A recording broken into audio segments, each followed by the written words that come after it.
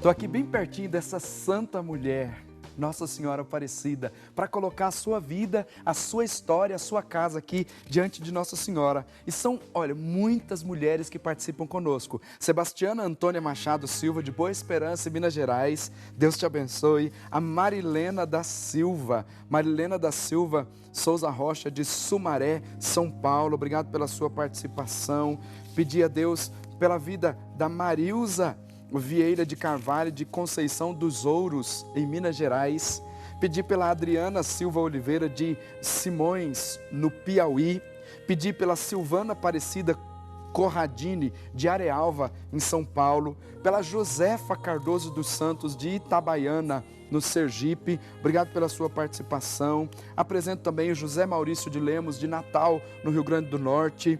O José Lopes, de Medeiros, de Campinas, São Paulo. O Antônio Rochenbeck, de Garibaldi, no Rio Grande do Sul.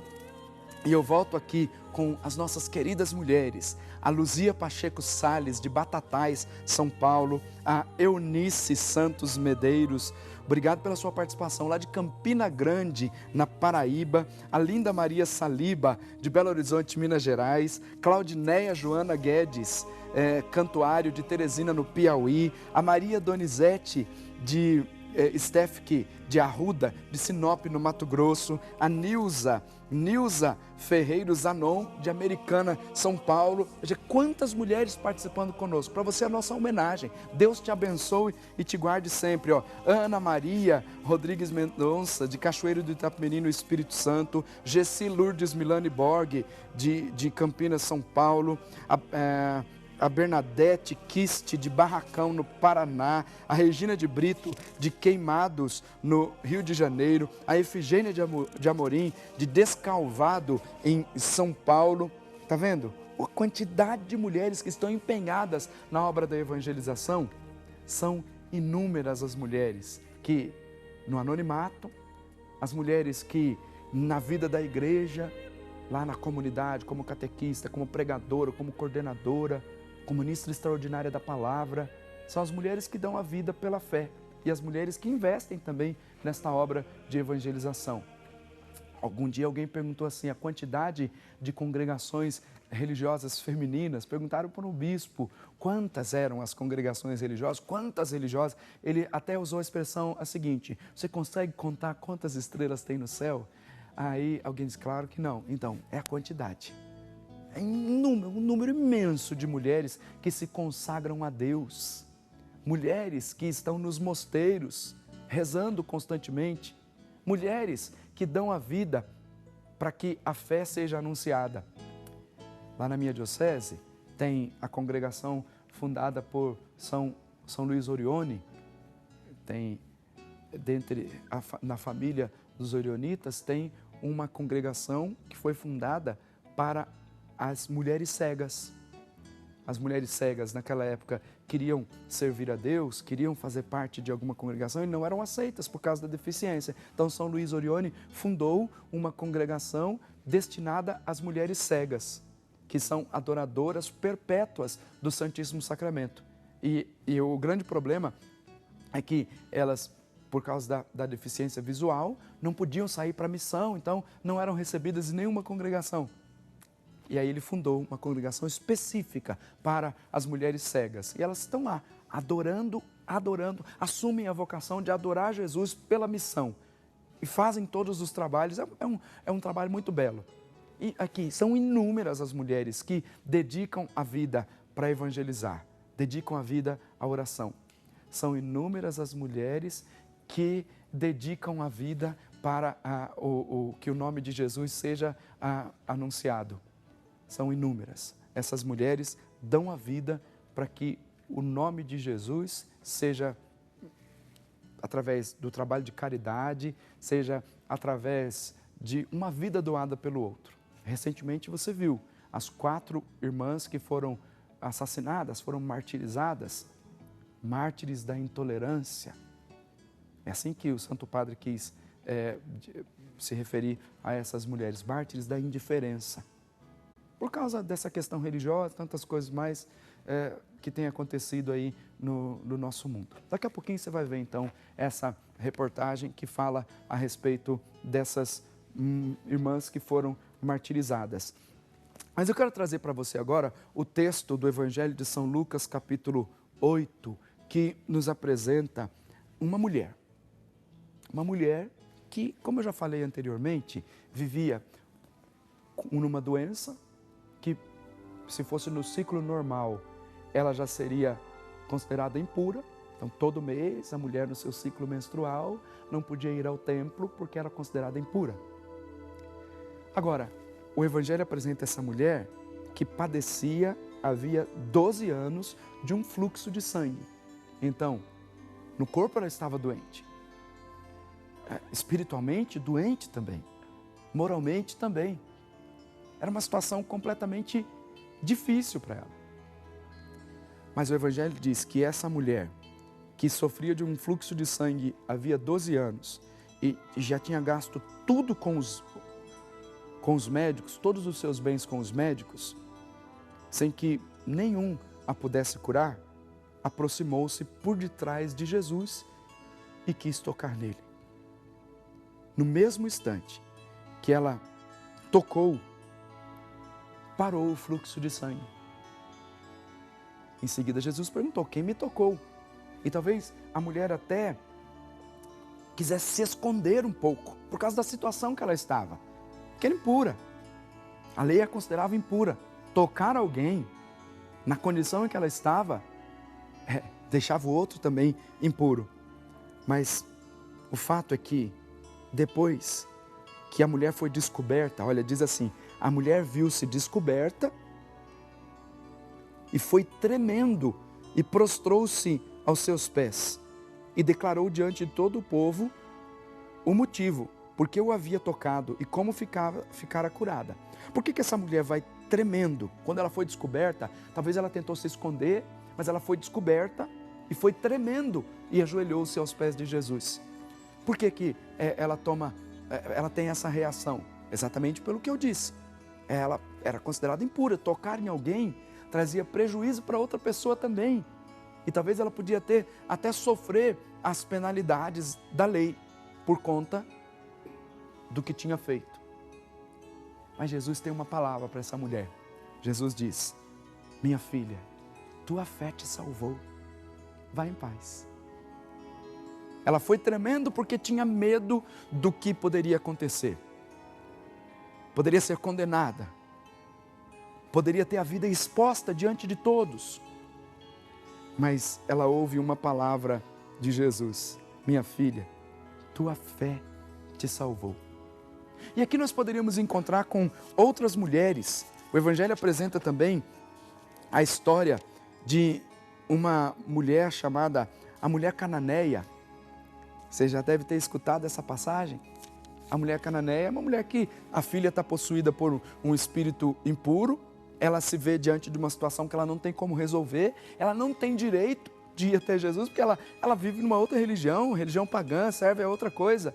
Mas ela corre para Jesus. E numa situação de humildade tremenda, Jesus, olha, não convém tirar o pão dos filhos para dar aos cachorros. Para tirar dos filhos para dar para os pagãos. Mas ela diz, os cachorros comem da migalha que cai da mesa dos seus donos. E viu ali o milagre sendo realizado por causa da fé que professou. E Jesus olhou para ela e disse: mulher, grande é a tua fé. Vai, tua filha está curada. Qual que é o segredo para receber a intervenção de Deus na vida? O segredo é um só: ter fé. Na medida que você tem fé, tenha certeza que Deus pode te curar de todos os males. Deus traz primeiro a fortaleza para o seu coração. Lembra que aquele homem que ouviu a palavra de Jesus, que diz para ele: teu filho está vivo, teu filho não morreu. Diz que ele acreditou na palavra.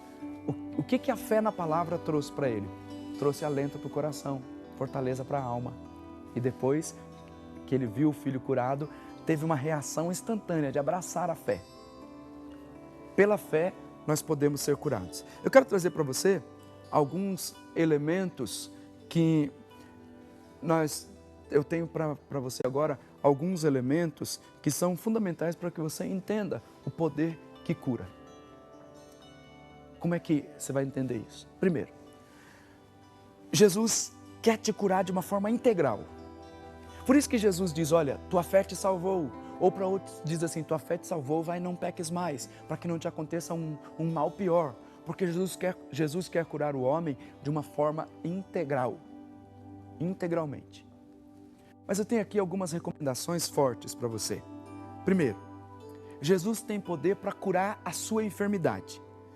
Quando essa mulher se aproximou de Jesus, e Jesus, ao vê-la, chamou à frente e disse, mulher, você está livre da doença. Ou mulher, tua fé te salvou. E imediatamente ela foi curada. A outra mulher que era encurvada, Jesus diz, você está livre da doença. Imediatamente ela se colocou de pé e começou a louvar a Deus. Veja, são situações apresentadas na Sagrada Escritura. E você percebe que Jesus cura a mulher, intervém na vida da mulher cananeia. Jesus cura a filha de Jairo.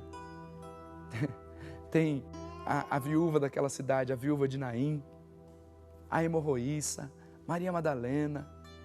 Quantidade de mulheres que fazem uma experiência com Jesus e que são curadas, vivem uma experiência de fé e a partir disso são curadas. Então, primeiro ponto, pela fé, Jesus pode curar a sua enfermidade, seja qual for ela. Professando a fé, vivendo a fé, manifestando a fé, Jesus pode curar a sua enfermidade. Segundo, Jesus quer curar o seu coração. Porque aqui já se apresenta uma outra mulher. Lembra daquela mulher lá no Evangelho de São João que Jesus teve uma conversa com ela lá na beira do poço? Claro que você lembra, a samaritana. Jesus começou a conversar com ela e disse, vai lá, chama o teu marido. Ela disse, não tenho marido. Jesus disse, olha, você disse bem, tiveste 5 e o que você tem agora não é seu. Jesus começa a fazer um processo ali na vida dessa mulher que é curar o coração. Jesus diz, olha, o fato é que você já teve 5 maridos e o homem com quem você vive agora não é seu. Então, veja, Jesus cura o coração dessa mulher. Ela deixa o cântaro, deixa o balde ali, a sua vasilha e vai correndo dizer ao povo, venham ver um homem que me disse tudo o que tenho feito. Será que ele não é o Cristo? Então, as outras pessoas também foram ao encontro dele. Terceiro ponto, Jesus quer curar a sua alma. Jesus quer curar a sua enfermidade, curar o seu coração e curar a sua alma. Olha, quando se aproximaram de Jesus, viram que o homem de quem havia saído os demônios estava assentado aos pés de Jesus, vestido em perfeito juízo. Jesus cura a alma, libertando de todos os tormentos, de tudo aquilo que pode oprimir o homem. O homem e a mulher são curados na sua forma integral. Jesus quer curar a enfermidade, quer curar o coração, quer curar a alma. Jesus quer curar o seu espírito. Jesus lhe disse, olha o que Jesus disse para Zaqueu, hoje a salvação entrou nesta casa, porque este homem também é um filho de Abraão, pois o Filho do Homem veio buscar e salvar o que estava perdido. Curar o espírito, restaurar o homem de uma forma integral. É assim que Deus quer agir na sua vida, curar de uma forma integral. E por fim, você mulher, homem que está vivendo uma situação difícil no seu casamento, Jesus quer curar o seu casamento, quer restaurar a tua casa. Homem e mulher, refazer a imagem, curar a imagem do homem, restaurar a imagem. Jesus pode e quer curar o ser humano por completo, restaurando e preenchendo o seu vazio interior. Confia nele, ele pode todas as coisas. Essa é a palavra de bênção que eu quero trazer para a sua vida. Jesus quer curar a sua enfermidade, curar o seu coração, curar a sua alma, curar o seu espírito. Jesus quer curar a sua vida de uma forma integral e Ele tem poder para isso. Aproxime-se do Senhor de coração sincero. Ele tem poder para te curar. Eu quero encerrar esse bloco trazendo para você a palavra do Papa Francisco a respeito daquelas freiras, as 4 irmãs que foram assassinadas lá no Iêmen, que foram assassinadas em nome da fé. Mulheres que deram a vida para servir o próximo, para viver a caridade, para testemunhar a fé. Acompanhe comigo. Durante o Ângelus, Papa Francisco recordou o assassinato de 4 missionárias religiosas no Iêmen. Ele lamentou a falta de repercussão na mídia sobre o crime. Questi sono i martiri di oggi. Elas são mártires, não foram capa de jornal, não foram notícia. São pessoas que deram sangue pela igreja. Estas pessoas foram vítimas do ataque. As assassinaram, mas também foram mortas pela indiferença, por esta globalização da indiferença a quem nada importa. Di questa globalizzazione dell'indifferenza che non importa. As religiosas foram mortas juntamente com outras 12 pessoas em um ataque a uma casa de idosos onde elas trabalhavam. O Papa enviou suas condolências à congregação e disse que sentiu uma profunda tristeza pelo assassinato que chamou de um ato de violência insensato e diabólico. Disse que espera que a partir de agora as partes deponham as armas e tenham diálogo.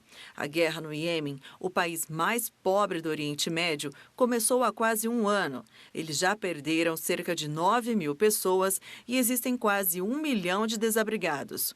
Durante o Ângelus, Papa Francisco também refletiu sobre a parábola do filho pródigo. Ele explicou que Deus é Pai misericordioso e que não se cansa de esperar.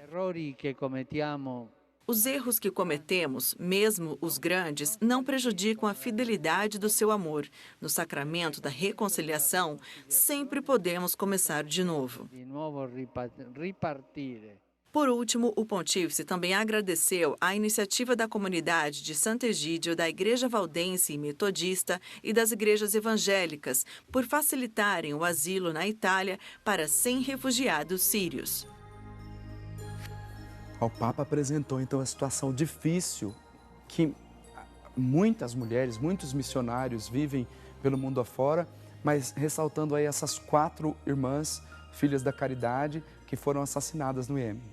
Olha, são mártires da indiferença, como disse o Santo Padre. Estavam lá prestando um serviço de caridade, cuidando de pessoas idosas. E nessa indiferença, vão lá, não se importam muito com a vida, não se importam com nada, vão lá e matam.